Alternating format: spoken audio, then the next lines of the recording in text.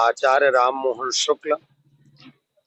मेरी शिक्षा दीक्षा नैमिषारण्य में जगन्नाथपुरी श्री जीयर स्वामी मठ श्री महान श्री 1008 श्री गरुड़ध्वजाचार्य जी महाराज का मैं शिष्य हूँ, जो कि वृंदावन में श्री ठाकुर जी श्री कृष्णचंद्र शास्त्री ठाकुर जी वो मेरे गुरु भाई हैं।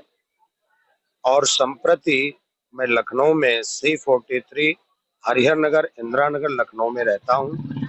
मेरा मोबाइल नंबर 7355383827 है। 9415547194 ये दो मेरे मोबाइल नंबर हैं। और जो भी हमसे भागवत कथा के लिए संपर्क करना चाहता है वो मेरे आवास मेरे मोबाइल नंबर पर संपर्क कर सकता है। नैमिषारण्य में श्री रामानुज कोट मंदिर है, उसका मैं ट्रस्टी हूँ, सचिव हूँ। और भारत सरकार गृह मंत्रालय राजभाषा विभाग समिति का मैं सदस्य हूँ।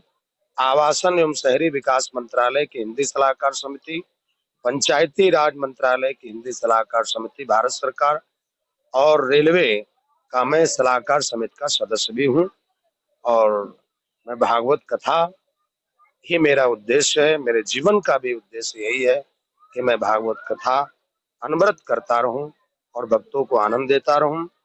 और यहाँ पर इस मंदिर प्रांगण में अलीगंज में जो उद्यान एवं खाद्य प्रसंस्करण विभाग का पार्क है, शिव जी का मंदिर है, यहाँ पर भी मैंने भागवत जी की कथा सुनाई, जहाँ पर हजारों की संख्या में ये समस्त भक्त लोग उपस्थित रहे। मुझे बहुत ही आनंद आया, सभी भक्तों ने बहुत आनंद लिया। बहुत बहुत इसके लिए सभी भक्तों को साधुवाद, धन्यवाद और मेरा आशीर्वाद भी साथ में है। और आपको यहाँ पे कितनी चीज से भागवत कथा हाँ, देखिए मेरी अवस्था जिस समय लगभग 19 साल की थी, तब से मैं भागवत कथा कह रहा हूँ। मेरे चारों धामों में श्रीमद् भागवत की कथा कही है और संपूर्ण भारत के कोने कोने में जाकर के मैंने भागवत कथा सुनाई है। अब ये संख्या गिन पाना तो मुश्किल है, लेकिन 500 से ऊपर हमारी भागवत कथाएं अभी तक हो चुकी हैं। मैं नैमिषारण्य में भी जब विद्याध्ययन कर रहा था तो आनंदमयी माँ के यहाँ वहां पर व्यासपीठ बना हुआ है, वहां पर मैंने 18 पुराणों का वाचन किया है। 18 पुराण। और अभी भी हमारी वेद पाठशाला चलती, जिसका मैं सचिव हूँ। वेदाध्ययन के लिए सारी व्यवस्थाएं हैं और भागवत कथा तो मैं संपूर्ण भारत में करता ही रहता हूँ। उत्तर भारत, दक्षिण भारत, पूर्वी भारत, पश्चिमी भारत, सब जगह मैं कथा कर चुका हूँ। एक मूल मंत्र कह लीजिए, जैसे भागम भाग है, बहुत सारे लोगों के पास समय नहीं है, कोई भागवत में कोई एक ऐसा श्लोक हो जिसको लोग एक पढ़ ले तो पूरा दिन उनका अच्छे से बीत जाए। देखिए, ऐसा है, भागवत का जो मूल मंत्र है वो है ओम नमो भगवते वासुदेवाय। इस महामंत्र का अगर कोई नित्य जप करे तो उसके जीवन में कभी दुख नहीं आ सकता। दूसरा, कृष्णाय वासुदेवाय हरे परमात्मने प्रणतक क्लेश नाशाय गोविंदाय नमो नमः। इस महामंत्र का अगर कोई नित्य जप करे तो उसके जीवन में कभी दुख आ ही नहीं सकता है, क्योंकि इसका अर्थ ही है प्रणतक क्लेश नाशाय। समस्त कष्टों की निवृत्ति जिनके नाम से हो जाती है, ऐसे गोविंद है, ऐसे भगवान है, ऐसे कृष्ण है। ये महामंत्र है कृष्णाय वासुदेवाय हरे परमात्मने प्रणतक क्लेश नाशाय गोविंदाय नमो नमः।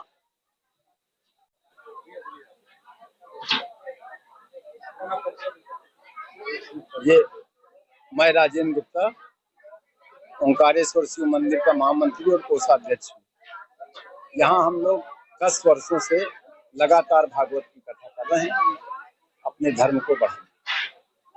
हमारे यहाँ कोई बाहर से किसी को नहीं बुलाया जाता है, न कोई आता है। हमारे सहयोगी हैं पार्षद जी, ये और यहाँ की पब्लिक ही हमको सहयोग करती है और इस तरीके की कथाएं हर साल आयोजन होती हैं, 10 साल से लगातार।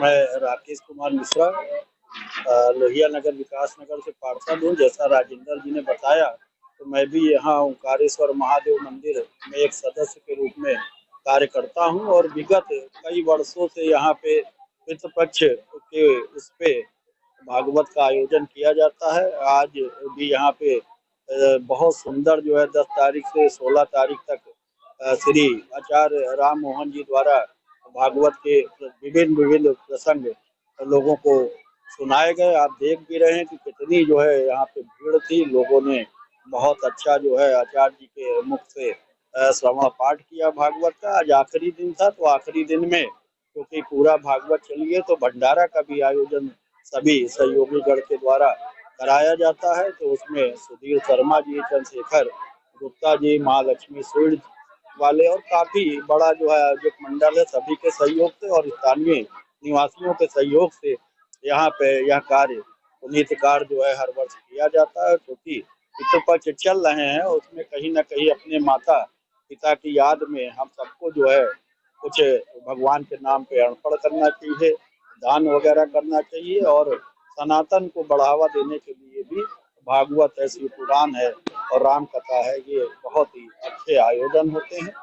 और मैं इस परिप्रेक्ष्य में अपने आरपी गुप्ता साहब को और उनकी पूरी टीम को बहुत ही साधुवाद देता हूं कि उन्होंने प्रत्येक वर्ष जो है ये अच्छा आयोजन यहाँ पे इस परिसर में, उद्यान का परिसर है, यहाँ पे प्रतिदिन सुबह शाम जो है काफी वरिष्ठ जन टहलने भी आते हैं। तो वो वरिष्ठ जनों द्वारा भी जो है इस भागवत पुराण का जो है श्रवण किया जाता है। आपने देखा होगा कि देखिए अभी सामने भी काफी वरिष्ठ माताएं बहनें बैठी हैं और बुजुर्ग भी जो है आते हैं। तो एक बहुत अच्छा जो है यहाँ पे प्रतिवर्ष आयोजन होता है। इसके लिए पूरे जो है मंडल को बहुत बहुत साधुवाद, विशेष तौर से राजेंद्र भैया का जो है उन्होंने हमें भी आमंत्रित किया, उसके लिए भी उनका बहुत बहुत साधुवाद, बहुत बहुत धन्यवाद। अच्छा रेडी बोल दीजिएगा। 7 दिन यह भागवत की कथा चली है और हम लोग को बहुत ही आनंद आया। हम लोगों ने 4 बजे से 8 बजे तक कथा सुनी है और आचार्य जी ने बहुत ही बढ़िया कथा कही, सब बांधे रखा सबको और बहुत ही अच्छा लगा। सब कितना यहाँ पर आनंद आया हम बता नहीं सकते। वही जैसे यहाँ पे कथा चली है, 7 दिन कथा चली है, बहुत अच्छा लगा। आचार्य जी बहुत अच्छी कथा कह रहे।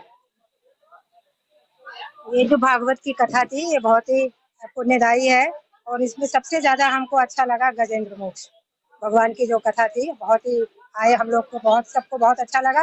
और सबसे बड़ी बात तो पंडित जी जो है काफी मतलब थोड़ा सा गाना कम करके उन्होंने सार तत्व का ज्यादा बताया। नया क्या सीखा आपने? नया सीखा, बहुत सी चीजें सीखी। अब एक यही सीखा कि हम लोगों को जीवन में क्या करना है, जीव और ब्रह्म का क्या संबंध है और हम लोगों को क्या करना चाहिए। मतलब हम लोगों को तो ब्रह्म से ही मिलना हमारा काम है, ये हमने सीखा। भक्ति करना अब इस एज में हम लोगों का काम है और भागवत ऐसी जगह पे जाते नहीं है, बहुत ज्ञान मिलता है। मुक्ति तो मार्ग मिला। यहाँ हर साल भागवत होती है और हम लोग आते हैं और सब अपनी शक्तियों से मिलते हैं और इतना अच्छा भागवत सुनाते हैं कि मन प्रसन्न हो जाता है। तब ये लगता है कि कुछ हम कृतार्थ हो गए। अब ये मेरा मतलब इतने उम्र के हो गए, जब भी होता भागवत तो हम आते हैं, हम पास ही में रहते हैं। भागवत की कथा हमें बहुत अच्छी लगी और ये सब हमारा ये पंडित जी का और हम सब का प्रेम भाव था, सबको मिला दिया पुराने लोगों को। और इस कथा का आनंद की हम कभी वर्णन ही नहीं कर सकते ये इसके बारे में कैसे हमने सब सुना। धन्यवाद। मैंने पहली बार भागवत कथा सुनी है और मुझे बहुत ही अच्छा लगा और बहुत ही आनंद आया। गुरुजी ने भी बहुत अच्छे से भागवत की है और उनकी टीम भी बहुत अच्छे से कोऑपरेट करा उन्होंने। और साथ में मैं ये भी कहना चाहूँगी कि इस तरह के इवेंट्स होने चाहिए, भागवत होते रहना चाहिए, क्योंकि ये हमारे सनातन धर्म को बढ़ाने के लिए और हमारे बच्चों को हमारी संस्कृति से जुड़ने के लिए बहुत अच्छा साधन है। आपने कहा कि आपने पहली बार सुनना नहीं चाह रही थी कि अवसर पहली बार मिला है? मैं सुनना बहुत टाइम से चाह रही थी पर ऐसा कोई मौका मुझे मिला नहीं था। मेरे हस्बैंड ने मुझे बताया कि भागवत हो रही, मैं यहाँ पर वॉक करती हूँ इस पार्क में, तो 10 मिनट के लिए मैंने सुना वॉक करने के बाद में और मैंने फर्स्ट डे से ही सुना है।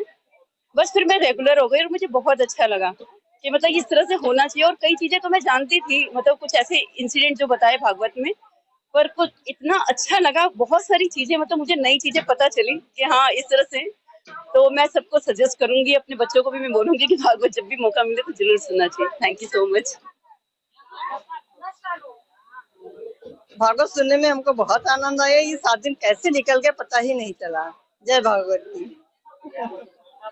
लोग 10 साल से भागवत सुन रहे हैं यहाँ पे, बहुत अच्छा लगता है। 7 दिन कट गया पता ही नहीं चला। बोल दो भाभी। अरे जरा हम जो है भागवत के बहुत ही वो भयभीत है। जहाँ भी भागवत होती है मैं वहाँ जाती हूँ और मुझे बहुत अच्छी लगती है। मगर गुरु जी ने बहुत अच्छा सा समझाया है, मगर बहुत अच्छी लगी।